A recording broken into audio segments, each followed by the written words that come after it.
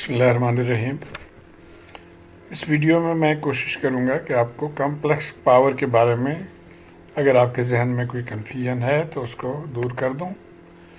और ये प्राइमरीली एक स्टूडेंट ने ये सवाल मुझे भेजा है कि why we need conjugate in the complex power, और दूसरे हिस्सा है उसका कि when reactive power unit be KVA and when केवीएआर।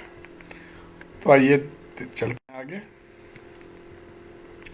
देखिए, जिस तरह हमें पता है कि हम इम्पीडेंस ट्रायंगल को यूज़ करते हैं जिसकी मदद से हम रेजिस्टेंस और रिएक्टेंस और इम्पीडेंस को शो करते हैं।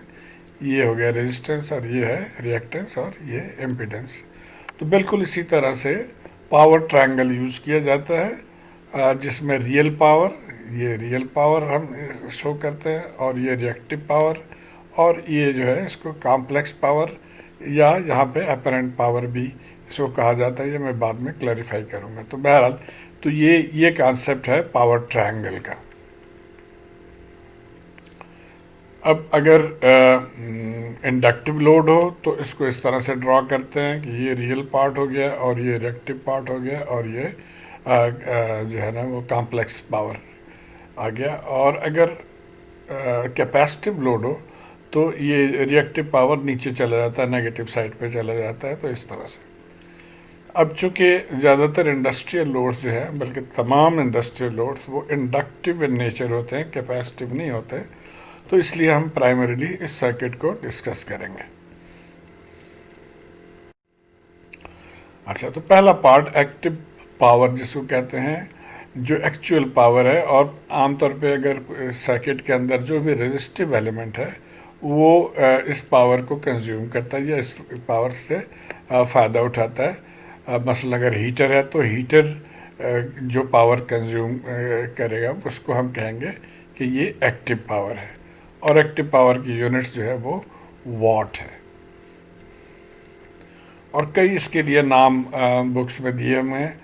एक कोई इसको रियल पावर कहता है, कोई इसको एक्चुअल पावर कहता है, ट्रू पावर कहता है, वॉटफुल पावर कहता है या यूजफुल पावर कहता है। तो सब एक ही मायने में यूज़ होते हैं। एवरेज पावर भी इसी मायने में ही यूज़ होता है। अब जैसे हमने पढ़ा है कि डीसी सर्किट में तो पावर जो है वो V इंटू आई है, लेकिन एसी सर्किट के लिए अब इसके साथ एक फार्मूले में थोड़ी सी चेंज आएगी, और वो ये है कि इसके साथ cos theta V minus theta I, जो कि ये एंगल है P और Q के दरमियान। और थीटा V और थीटा आई बेसिकली है क्या कि आप यहाँ पे देखें कि ये जो रेफरेंस लाइन है या रियल एक्सिस है, उसके साथ जो एंगल वोल्टेज लाइन या वोल्टेज फेजर की जो लाइन है वो जो एंगल बना रहा है इसके साथ, उसको हम कहेंगे थीटा V। और इसी तरह करंट की लाइन जो एंगल बनाए उसको हम कहेंगे थीटा I। और इन दोनों का डिफरेंस जो है वो theta V minus theta I, यानी difference between voltage and current. तो उसको यहाँ पे हम इस तरह यहाँ इसको theta V minus theta I लिख लेते हैं। तो अब इसका जो फार्मूला हो गया VI cos theta V minus theta I, और इसकी यूनिट वॉट्स है। अब आ जाते हैं हम रिएक्टिव पावर की तरफ। रिएक्टिव पावर को बेसिकली कुछ यूजलेस पावर भी कहा जाता है। ये इसके लिए मैं तफसीलन एक वीडियो और आगे बनाऊंगा, लेकिन बेसिक कॉन्सेप्ट यहाँ पे ये है कि अगर इस को देखें तो ये पॉजिटिव हाफ तक ये जो इनपुट सोर्स है वो इंडक्टर को चार्ज करेगा, लेकिन जो ही ये पीक से नीचे आने लगे तो फिर इंडक्टर अपने जो है इसको चार्ज करना शुरू कर देगा। और यही है हाल यहाँ पे। फिर जब इस पोर्शन में सोर्स इसको चार्ज करेगा और इस पोर्शन में इंडक्टर जो है वो सोर्स को चार्ज करे या सोर्स की तरफ पावर करंट सेंड करे। तो करंट बैक एंड फोर्थ यूं जो है ना इसमें से फ्लो कर रही होगी इसके अंदर। और अगर यहाँ पे मीटर लगा जो हमारे घरों के बाहर जो एनर्जी मीटर जिसको कहते हैं, वो इसको पढ़ नहीं पाएगा। और इसीलिए इसको एक लिहाज से हम आगे देखेंगे कि इसके नुकसानात क्या हैं वापडा वालों को। तो बहरहाल इसको इसीलिए कहा जाता है कि ये यूजलेस पावर है, और इसको वॉटलेस पावर भी कहा जाता है। अब और इसके जो फार्मूला है वो रिएक्टिव पावर का वो है Q is equal to VI sine theta V minus theta I. तो ये आपको ये पता होगा कि बेस एक्सिस जो है वो कोसाइन से होता है और जो वर्टिकल या परपेंडिकुलर एक्सिस जो है वो साइन से। तो इसलिए यहाँ पे sign of the angle use किया गया है। अब सवाल ये है कि इसके यूनिट क्या होगा, what should be the unit. तो अगर हम एक्टिव पावर के फार्मूले के साथ कंसिडर करें जिसकी यूनिट वॉट है, तो इन दोनों में देखिए कोई फ़र्क नहीं है। ये भी वी आई है, यहाँ पे भी वी आई, यहाँ पे कॉस थीटा से मल्टीप्लाई किया जा रहा है तो कॉस थीटा की वैल्यू कोई नंबर ही है ना, 0.8 0.9। इसी तरह साइन थीटा की भी वैल्यू कोई नंबर है। तो असूलन तो इसके लिए भी यूनिट जो है वो वॉट ही होना चाहिए था। अगर हम इसको वॉट करें तो ये भी वॉट होना चाहिए। लेकिन फिर कैसे फ़र्क कैसे करेंगे हम दोनों में, तो इसके लिए मैं एक मिसाल देता हूँ। जैसे हम हमारे दो दोस्त थे, दोनों का नाम जावेद है। एक का कद छोटा था तो उसको हम शॉर्टी कहते थे, जावेद शॉर्टी। तो इसी तरह इसका भी हमने कोई और नाम ढूंढना होगा ताकि हमें पता चले कि हम रिएक्टिव पावर की बात कर रहे हैं या एक्टिव पावर की बात कर रहे हैं। तो इसलिए लोगों ने इसका नाम दिया है VAR, वोल्ट एम्पेयर रिएक्टिव। तो ये VAR हमेशा जो है रिएक्टिव पावर या Q पावर जो है उसके लिए यूज़ होता है। और जब हम इन दोनों को यानी एक्टिव और रिएक्टिव को ऐड कर देंगे bye means of this triangle, तो कॉम्प्लेक्स सम है, ये डायरेक्ट सम नहीं, कॉम्प्लेक्स सम है। तो ये कहा जाएगा कॉम्प्लेक्स पावर, यानी जो S है वो P प्लस JQ।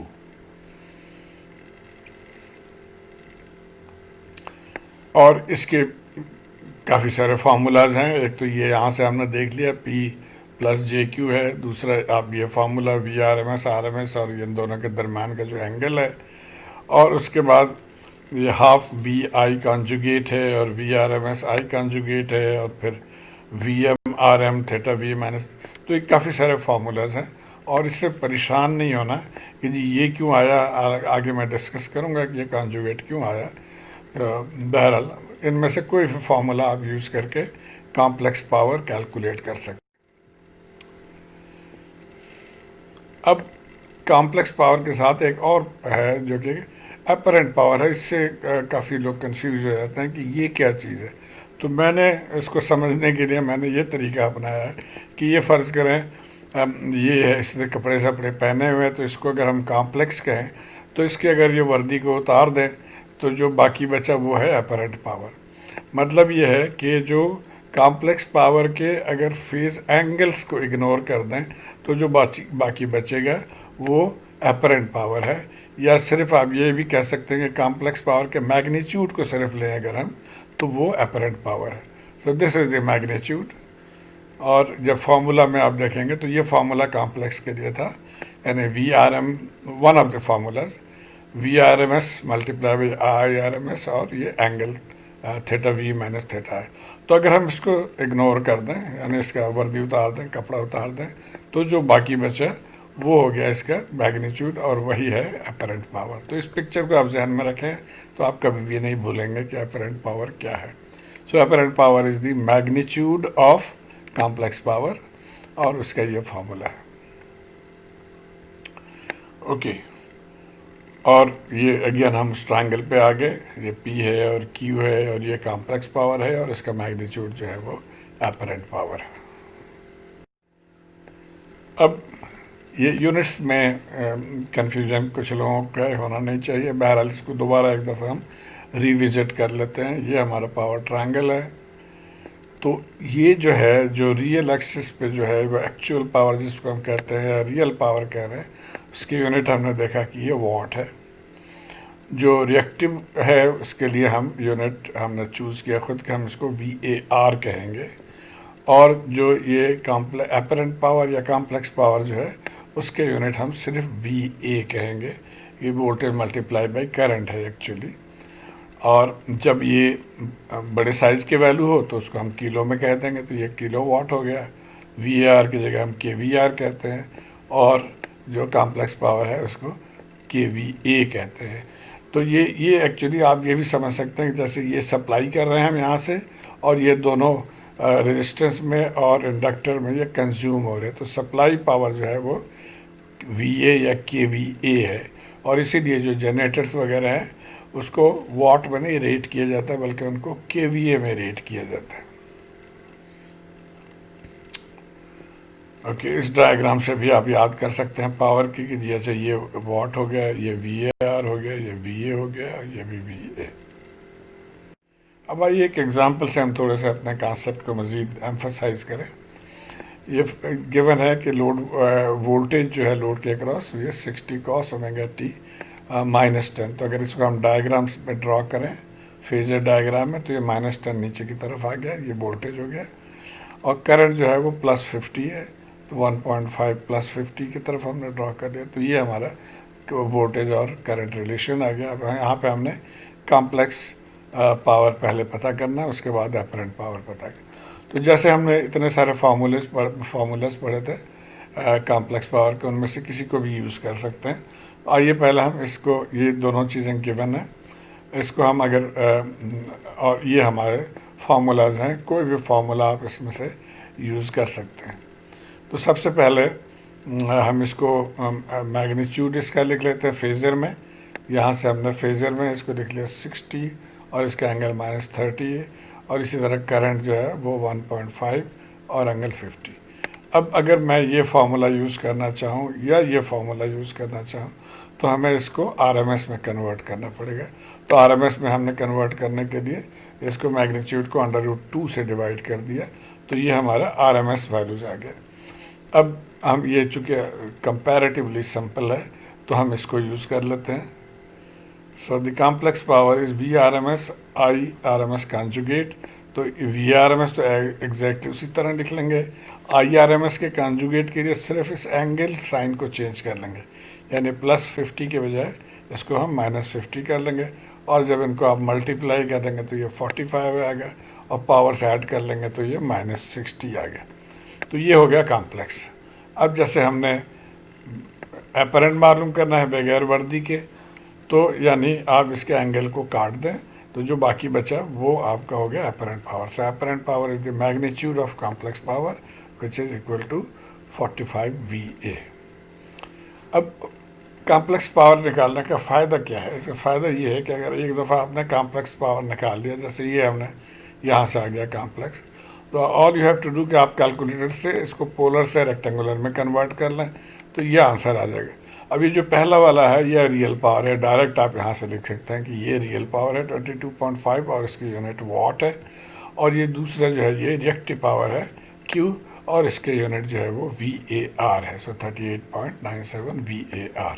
तो ये एडवांटेज है कि बजाय आप पहले रियल पावर निकालें फिर आप रिएक्टिव पावर निकालें, उसके बाद उन दोनों को ऐड करके आप कॉम्प्लेक्स पावर निकालें। तो अगर आप सिर्फ पहले ही कॉम्प्लेक्स पावर निकाल लेते हैं तो यहाँ से डायरेक्ट आप रियल और रिएक्टिव पावर मालूम कर सकते हैं। अब जो सवाल है कि वाई यूज़ आई कॉन्जुगेट, इसमें कोई पाबंदी नहीं है। ये एक्चुअली मुख्तलिफ लोगों ने मुख्तलिफ तरीके से इसको इंटरप्रेट किया, और इसके लिए मैं आपको एक ये एग्ज़ाम्पल से पहले मैं समझा दूँ। यहाँ पे जो हम आम तौर पे जो हम माइनस के सवाल पढ़ते आए हैं वो है कि 5 - 3 इज़ इक्वल टू 2। अब जो लेटेस्ट थिंकिंग है उसमें ये कहा जाता है कि नहीं, आप इस तरह से ना पढ़ें, आप इसको कहें कि 5 + -3, यानी ये जब नंबर लाइन पे आप जाते हैं तो आप 0 से लेके +5 के तरफ गए और उसके बाद माइनस के तरफ आए आप 3, तो जो आंसर बचा वो ये 2 है। तो एक ही बात को दो तरीके से कहा जाता जा रहा है यहाँ पे। एग्जैक्टली सेम वे आप इनमें से कोई भी टेक्निक आप यूज़ कर लें तो कोई फ़र्क नहीं पड़ता। अब जैसे इसी सवाल को जो हमने इससे पहले किया, हम ये दूसरे फार्मूले से कर लेते हैं, ये वाला जो फार्मूला है, तो यहाँ पे वही आंसर आया 45.-6। और अगर हम अब कंजुगेट वाला फार्मूला, उसके लिए हमें IM को इसका कंजुगेट लेना पड़ेगा। IM इसके अगर हमने कंजुगेट ले लिया यानी साइन चेंज कर दिया हमने, तो अब हम कंजुगेट फार्मूले से भी यानी इस फार्मूले से भी इसको मालूम कर सकते हैं। और यहाँ से भी देखिए अब V और I के वैल्यू जो है वो यहाँ से हमने ये पुट कर दिया, और एंगल इसका -10 हमने ले लिया। अब इसका एंगल जो है वो प्लस करेंगे इसके साथ, यानी प्लस एंगल -50, तो ये भी वही आंसर है। इसलिए कोई बहुत ज़्यादा परेशान होने की ज़रूरत नहीं है। ये डिफरेंट टेक्निक्स जो है, मुख्तलिफ लोग अपना रिसर्च करते रहते हैं, उसको लिखते रहते हैं, तो आप जो भी टेक्निक आपको आसान लगे उससे आप इसको सॉल्व करिए। तो उम्मीद है आपको इस वीडियो से कुछ फ़ायदा पहुंचा होगा। अपने दोस्तों में शेयर करिए, इसको लाइक करिए, सब्सक्राइब करिए। शुक्रिया।